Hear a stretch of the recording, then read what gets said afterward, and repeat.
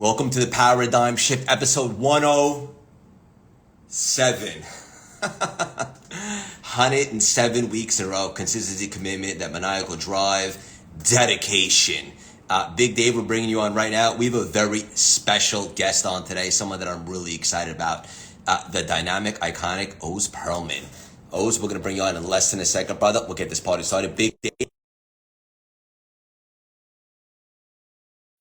Everybody drop your current state in the chat 1 to 10. And let's have you flying 15 out of 10 by the end of this combo. Yeet. Here he is. Hi. What's up, Siegel? How are you? Are you still at the Masters? I am not at the Masters. I'm in Dallas today, and Miles is at a dude ranch, and Julie and I are having a friends and family day, just a little reunion, and then we'll be back for Easter in Orange County tomorrow morning. Dave, what is a dude ranch? Asking for a friend. Oh, yeah, no problem. It's a ranch where they have all kinds of cowboy dude stuff to do. So they're riding horses, roping, I guess. I don't know. There's animals, there's ATVing, just a whole bunch of fun stuff. So just Miles is blessed to be there with one of his good friends from California. They have a ranch out here. And so we decided on the way home from the Masters, we spent 3 beautiful days, Wednesday, Thursday, Friday, saw the rain coming, and we might as well come to the sunshine. 70 here, and we're going to have a great day and then go home. Hell yeah. We have a really special guest on today, Oz Pearlman. I know you guys have connected before too. The audience is for such a treat. But before I bring him on, I always like to dive in with you a little bit first. And I was looking at your content, which is a non-negotiable for me, and it should be for everybody on today's call. And you were talking specifically this week about the 3 stages of accountability. And that was pretty awesome. Tell us what you mean by that one. Yeah, for me, it's the evolution of how I see accountability and how I teach it as well now. So when I was younger, my mom used to say, you're responsible for everything in your life. Don't blame, don't shame, and don't justify. And she called it above the line living. And so I live my life being responsible, or trying to be. Obviously, accountability takes a long time to learn. And it took me over $100 million to learn it, to have something challenging like losing everything, to be accountable. But through that, I started learning the laws of attraction. And I looked at, what am I doing to attract this into my life? And what am I supposed to learn from it? Still being responsible as well. And then, I, in my 50s, did a little bit of therapy on some traumatic things that happened when, I was less than 10 years old. And the therapist, as I told him, well, I'm accountable for this happening. He said, what are you talking about? What 9-year-old would be responsible? I said, oh, no. I attracted it into my life, and I'm supposed to learn something from it. And he said, I just can't believe that. I think there's, a different level. He said, I think it's more healthy. You can be responsible. You can believe you attract everything. But with everything, the bigger picture is, what are you doing to participate in the perception? So whether you're, attracted it, or you're being punished or promoted, what are you doing to participate in the perception of it, and what are you supposed to learn from it?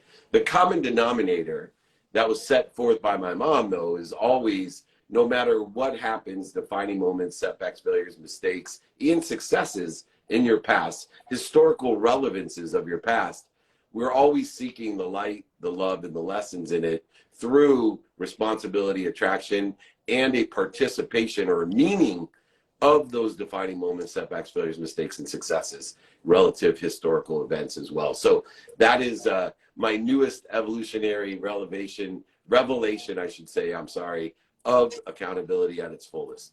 Yeah, love this. Love you. One thing that you often talk about that I don't hear really anyone else talk about, and it's really relatable, is that the people closest to you, perhaps even your immediate family, often give you the worst advice, but they mean well. Yeah. Ignorant arrogance. It's the worst ignorant arrogance that people don't. Like, everybody understands ignorant arrogance of people who attack you, and they're like, Dave Meltzer and Craig Siegel are too tiny to do this. Dave Meltzer's fat. Why, if his non-negotiable is health, why is he so fat? He should be skinny like Craig.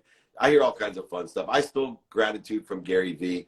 That ignorant arrogance, doesn't bother me. But the one that's most dangerous is the people who love you most. And the reason is that they love you so much that they're more afraid for you than sometimes you are for yourself. So they'll give you advice based off of fear. Oh, you gotta go to college. Oh, you gotta take this job. Oh, you gotta marry this type of person. Oh, you know, all of these different things are based off of, they just want to protect you from getting hurt. They don't want you to have any pain at all, you know. And what I suggest you is find someone who sits in the situation that you want to be in, that isn't fear-based, and then align it with your timing and risk tolerance, your values, who can help you, and how best to get it done. I'm telling you, some of the worst advice came from the people that love me the most, because they were so afraid for me. And when I broke free from that shackle, oh my gosh, the own self-imagery and the limitations that I was putting on my own self-imagery from the limitations people who love me put on me completely broke me to a next level. Yeah, so good. Only thing I'm wondering is how many cute croissants did you consume? No, it was the pretty pimento sandwiches at the Masters. And for anyone that hasn't gone to the Masters, it is truly, I've been for 3 decades now and have seen the evolution of the Masters as well. And it just keeps getting better and better. So many different nuances that you get to experience. But we had a nice crew of about 20 people. We had 50 people at the meetup. People flew in. People drove in 6-7 hours just for the VIP barbecue and the meetup. Some didn't even get to come to the Masters itself, just came in for the meetup. So I want to thank everyone who showed up, and showing up is so important, Craig. Yes, it is. You told me that better than anybody. And I'm going to set the intention right now that if you'll have me, I'll be joining you at the Masters this time next year. And our guest coming on right now, I believe was at the Masters last year. We're in for such a treat right now with Oz. Oh, yeah, we are. This guy's awesome. Awesome Oz. Oz, we're going to bring you on right now. The Wizard of Oz. He's the Wizard of Oz. That's a good one. There he is. Whoa! Oh. What's going on, guys? How you doing, brother? I'm doing great. Yeah. Beautiful Saturday morning. What can you say? Nice. I'm hiding out in my kids' room. Everybody's all over the place. Yeah, Saturday madness in my household. I love it. It's funny because you and I have been trying to connect for a while. We have a lot of mutual friends. Timing is everything. I know you and Dave had connected before. Yeah, but I've been watching from afar, brother. I'm a really big fan of your work, and I'm excited to have you today. For the audience that might not be familiar, my best suggestion is to do a deep dive. Check out all the cool stuff he's got going on. But what's most valuable is we just have an unbelievable conversation. We're going to dive right in. I imagine there's some people out there that are thinking, what is a mentalist? How would you describe that? Yeah, it's kind of like a magician, because everybody knows what a magician is, but with no props. So I'm a magician of the mind. So instead of me kind of doing card tricks and making birds appear and stuff like that, I get inside your head.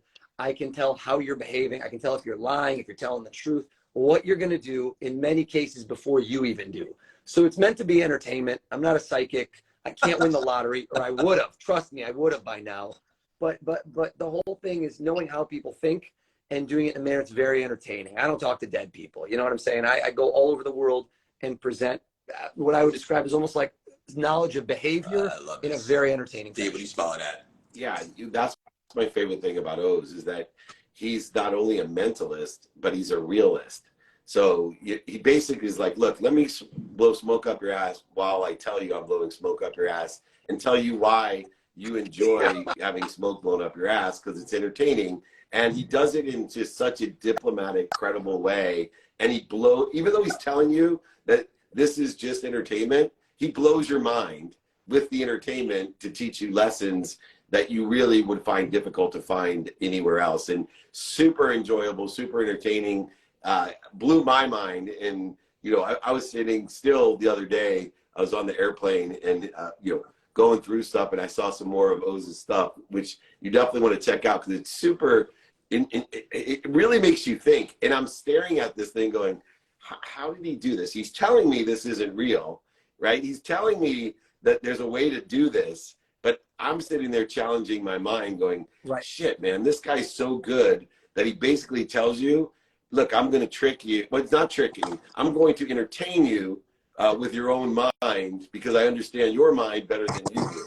And that's one of the takeaways that I got that challenged me to understand my mind better. And it goes to accountability, Greg, because remember I said participation. What are you doing to participate in the perception? And so that's the key to life, to give the meaning to the defined moments, inflection points, successes and failures. He helps you do that. And if you're not hiring O's, especially in corporations, to teach the participation in perception, you're making and missing the mark when it comes to valuable lesson-based entertainment. Yeah, so good. I couldn't agree more. And so many places we can take this conversation, but Oz, I want to acknowledge you for a second. I believe it was last year this time, you set out and ran 116 miles in one day to raise money for Ukraine, which is dear to my heart because my fiance is Ukrainian. But 116 miles in one day, is that accurate?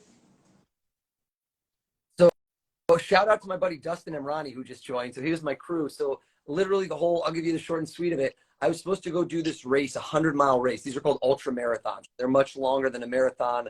You got to be a little crazier in the head. So I was supposed to run 100 miles down in North Carolina. I ended up getting a gig, which I was really mad about. But it was like, it's kind of like in the mafia movies. They made me an offer too good to resist on this gig. So I bailed on the race. And this is when that war was happening, just starting. And I was crushed, man. I'm watching these things happening to these people. It's just terrible. And what can I do? I'm not going to go over there and fight. What can I do best? I'll try and get people to give some money and see where it goes and give to charity and put my money where my mouth is. So I decided in the span of like a day, let's go run around Central Park 100 miles. And maybe I'll enlist some buddies to join me and we'll make a fun day out of it. And then put up a GoFundMe. And then the next thing you know, man, I found out about the record. I'm going to try to break this guy's record, who I'm now good friends with, this guy, Robbie Ballinger. Kind of the universe presents things. And sometimes you don't wait for an opportunity for somebody to be a gatekeeper and say, oh, this is how you do it. You make it happen. You go out there, and this idea that bloomed because of me not getting to do a race turned into the biggest press of my life. I had a front page story on the New York Times. I raised $116,000 for this charity. Reuters picked it up, and so much more money came in, awareness, and you do good and good things happen. I think there's a real, I don't want to say karma, but the universe shines down. And a lot of the time when you do good things for other people, it's not transactional. You don't know what good will come of it and what's going to come next, and kind of help people that you can and make those connections and contacts in life, because you never know where it's going to go. Don't always worry about the now. I wanted to go run 100 miles and it ended up doing all these great things, not just for me, but other people around me. Yeah. Example of the value add universe. So many people live in the zero sum game where they're like, well, I'll run this to do this and I'll do this and we attach our emotions to an outcome that creates more resistance and confuses or interferes with that flow that we all try our best to pursue. And it's a classic example. I was with the CMO of Stripe. They're $80 billion. And very similarly, when COVID hit, everybody else, the big billion-dollar companies, they were putting out these commercials. They were spending a lot of money because people were staying at home, and they wanted to get your attention about commercials about doing good. But not Stripe. Stripe did the same thing that Oz did. They went ahead and called every one of their customers and said, hey, you don't have to pay us for the next 6 months. We're taking all of our marketing dollars. We know things are challenging for your business right now. For the next 6 months, don't pay us, because that's how much the advertising these other companies and ourselves would pay.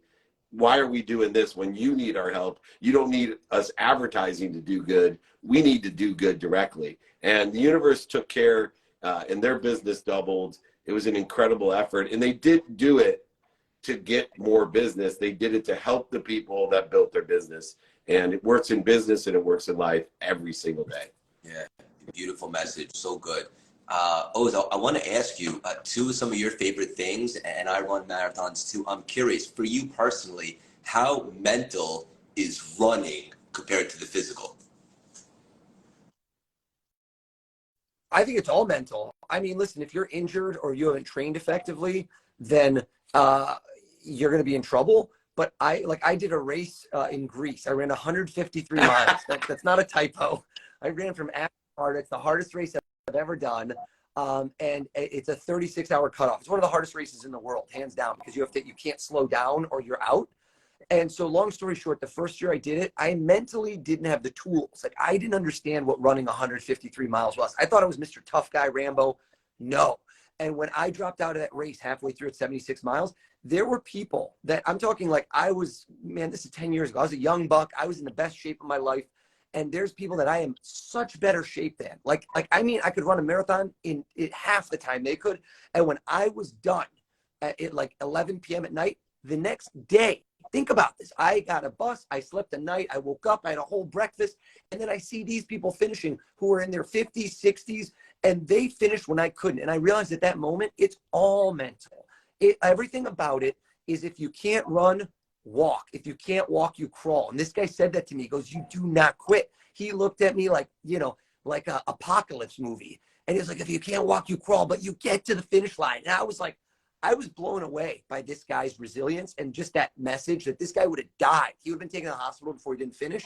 And you've got to have that mentality in certain parts of your life. And you've got to want it more than anyone else. And the next year when I came back, it was God is my witness. I go, you're going to take me to a hospital or I'm going to finish this race. And I finished the race the next year. And it was like one of the proudest moments of my life. And I came back knowing that I'm going to finish. The year before, I thought I was gonna. But when the going got tough, I got going. And so whatever it is in your life, I'm not telling you to go run 153 miles. It could be, you know, you want to have better sales. You want to leave your job and go for a passion project. You want to start a business. You need to get to that mental toughness where you know you're not going to give up. And you got to train yourself in that manner. So your question, it's 100% mental because the training and the physical all comes from the mental. What you told me, sorry to interrupt, but the law of assumption. Yeah, well, I got to mention one thing. Oz, if you think running 153 miles to finish that is difficult, try doing 107 shows with Craig Siegel without missing one.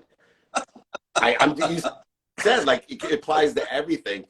You know, in the law of assumption, you know, applies. I learned Roger Bannister, you know, things people don't remember, you know, Warren Moon, they don't remember Jerry Maguire. Since those two things play an integral role in my life, I have raised my awareness to like, hey, you know, everybody used to say, hey, that's the guy that is Warren Moon's partner. You know, they based the movie Jerry Maguire about the firm he ran. Now people are like, what is that?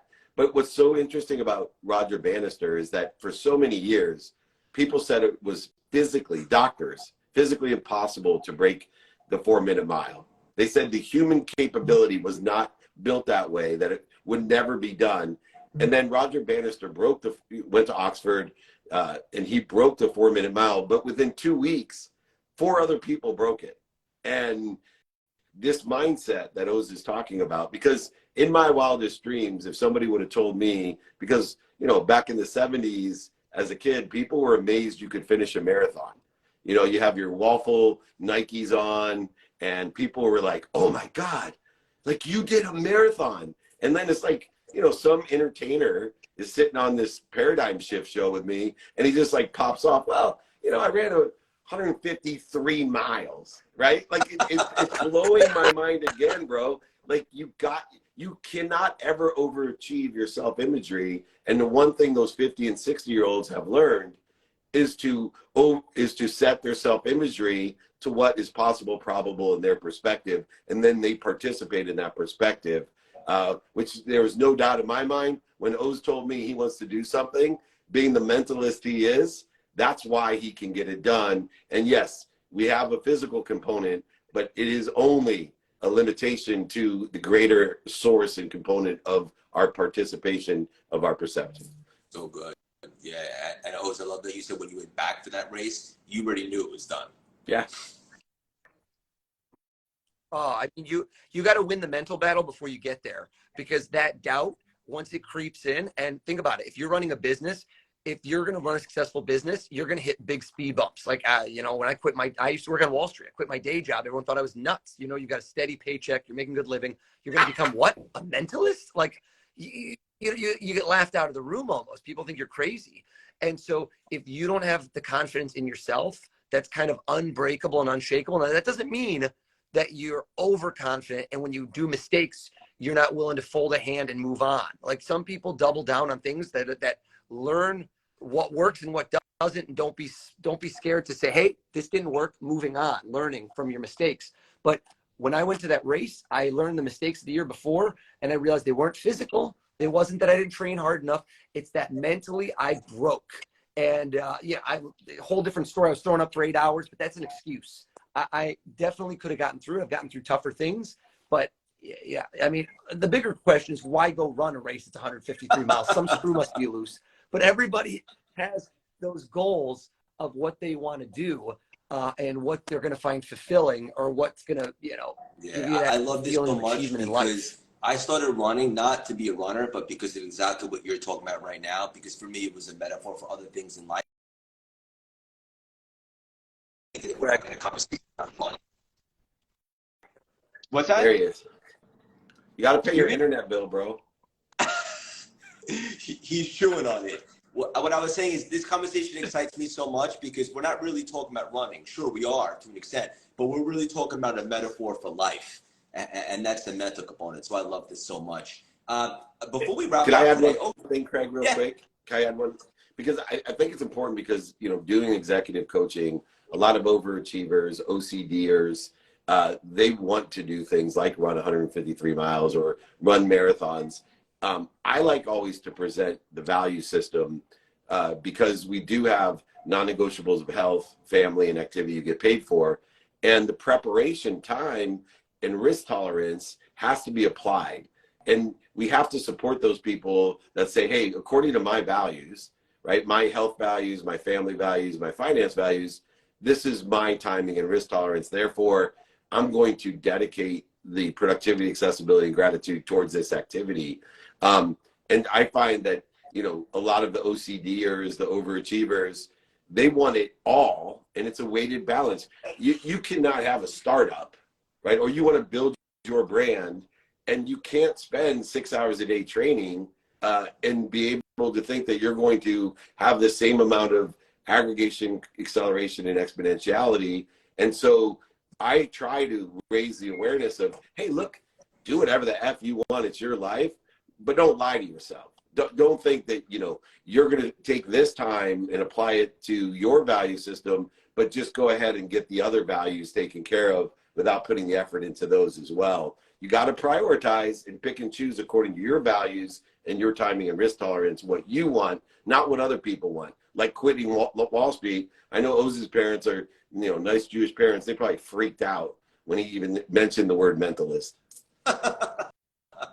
Yeah, Oz and I have that in common. Love all this stuff today. So many beautiful messages in between, if you can read between the lines.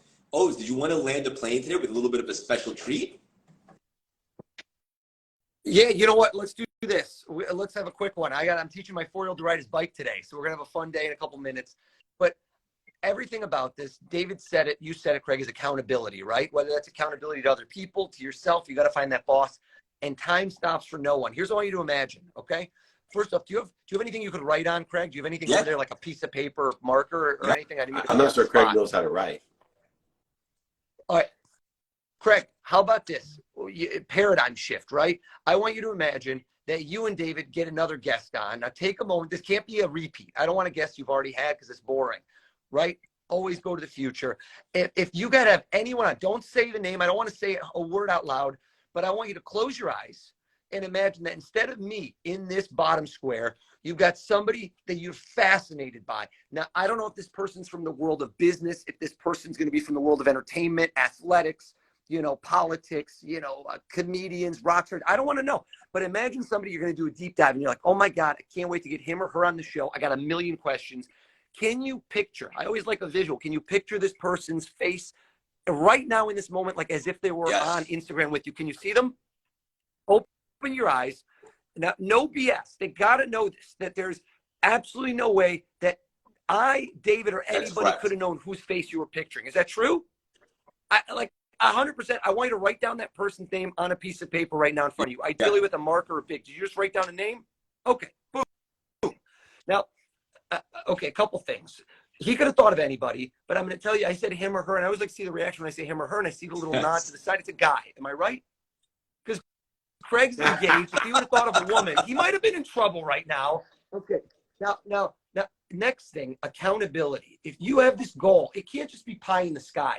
One day, screw one day. Imagine you flip through a calendar okay? And you stop. And I don't know why this day like is, but like a month, January, February, don't say anything. March, April, April's this month. I doubt you do this month. May, June, July, August, September, October, November, December. And then you go and you circle, boom, one day on this month. Now, I want to ask you, because there could be a coincidence here. The month and the day that you're picturing on this calendar, do they have any meaning to you specifically or no?